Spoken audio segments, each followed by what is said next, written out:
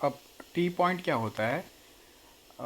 जब भी सपोज़ आपका ये यहाँ पे हम लोग पहले तो ड्रॉ करेंगे एक घर। तो सपोज़ यहाँ पे घर है और ये जो घर है, घर के सामने जनरली क्या होता है कि कोई भी एक रास्ता जाता है, ऐसे जाता है, ठीक है, ऐसे जाएगा, किसी भी डायरेक्शन में ऐसे जाएगा या ऐसे ऐसे जाएगा। तो ऐसे अगर रास्ता जाता है कोई भी, तो उसमें कुछ प्रॉब्लम नहीं है, वो टी पॉइंट नहीं कंसिडर किया जाता है।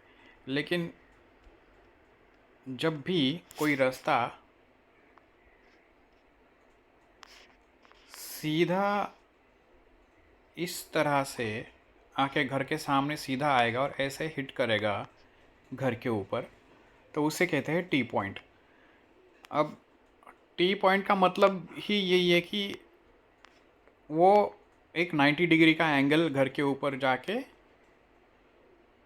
उसको एक 90 डिग्री का एंगल यहाँ पे बनाता है, ठीक है। तो टी पॉइंट आपके घर के किसी भी डायरेक्शन के ऊपर आ सकता है। जो भी डायरेक्शन के ऊपर आता है उसके हिसाब से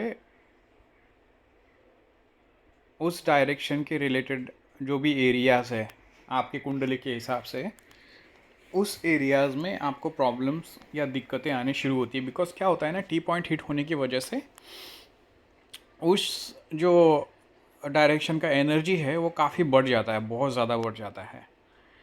तो